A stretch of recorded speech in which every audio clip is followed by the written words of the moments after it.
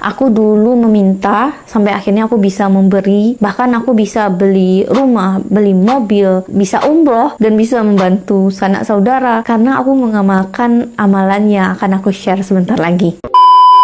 Jika kamu amalin ini 40 hari berturut-turut, rasakanlah kamu akan mendapatkan rezeki dari arah yang gak disangka-sangka dan kamu akan merasa keberlimpahan. Kalau nggak percaya silahkan praktekin aja. Assalamualaikum warahmatullahi wabarakatuh. Insya Allah di sini aku akan nge-share kepada teman-teman semua tentang kita gimana sih cara bisa mendapatkan keberlimpahan rezeki dari arah yang gak disangka-sangka, karena aku pribadi ngerasain hal yang sangat luar biasa ketika aku ngamalin ini. Semoga siapapun yang nonton video ini Allah berikan rezeki dari arah yang gak disangka-sangka, keberlimpahan yang sangat-sangat berlimpah. Apa yang harus dilakukan? Sebelum dilanjutkan nonton video ini, alangkah baiknya kita istighfar terlebih dahulu karena kita tuh banyak banget dosa. Karena aku banyak banget ikut seminar-seminar kenapa rezeki itu terhambat, rata-rata itu karena dosa yang kita lakukan. Jadi perbanyak istighfar. Dalam sehari itu coba minimal itu istighfar 100 kali, dan itu sangat-sangat membantu kita untuk membuka pintu rezeki. Karena aku pribadi merasakan ketika misalnya kita ibadah ya, beristighfar 100 kali dengan menghayati istighfar itu, astagfirullahaladzim, astagfirullahaladzim, astagfirullahaladzim, alhamdulillah Allah akan bukakan banyak hal. Sama halnya ketika misalnya aku mendengar ceramah Ustadz Adi Hidayat. Kata Ustadz Adi Hidayat, salah satu amalan pembuka pintu rezeki itu adalah beristighfar. Jadi usahakan dalam satu hari itu istighfar 100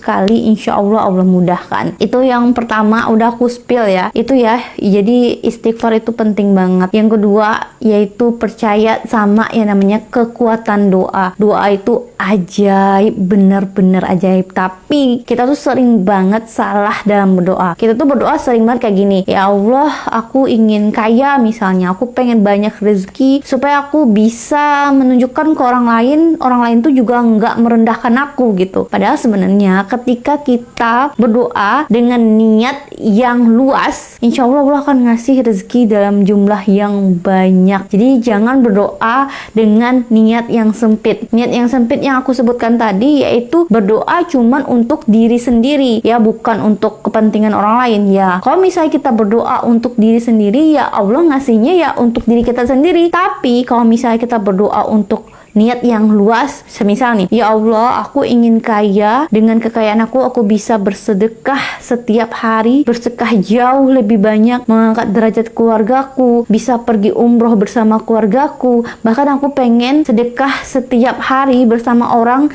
dan sebanyak-banyaknya orang. Apalagi kamu bisa ngelis dan ngusahain sedekah subuh setiap hari, karena itu sangat-sangat mustajab. Jadi berdoa bukan hanya untuk kepentingan diri, berdoa dengan niat yang sangat luas. Coba dipraktekkan, insya Allah Allah akan mudahkan. Ketika kita berdoa hanya untuk diri kita, Allah akan beri untuk diri kita sendiri. Tapi kalau misalnya kita berdoa dengan niat yang luas, insya Allah Allah akan berikan rezeki yang lebih luas, dan insya Allah Allah beri rezeki yang gak disangka-sangka dari arah yang gak disangka-sangka. Selanjutnya yang ketiga, coba laksanain sholat sunnah ya, sholat sunnah, rutinin sholat sunnah duha. Insya Allah sholat sunnah duha itu pembuka pintu rezeki banget. Insya Allah Allah akan beri rezeki dari arah yang gak disangka-sangka. Karena aku pribadi itu udah rutin sholat duha sejak SMA, dan sampai detik ini Allah izinkan aku bisa mendapatkan rezeki dari arah yang gak disangka-sangka. Walaupun sebenarnya aku gak kerja sebagai PNS, tapi aku berusaha untuk jadi konten kreator, dan alhamdulillah melalui konten kreator aku bisa mendapatkan rezeki.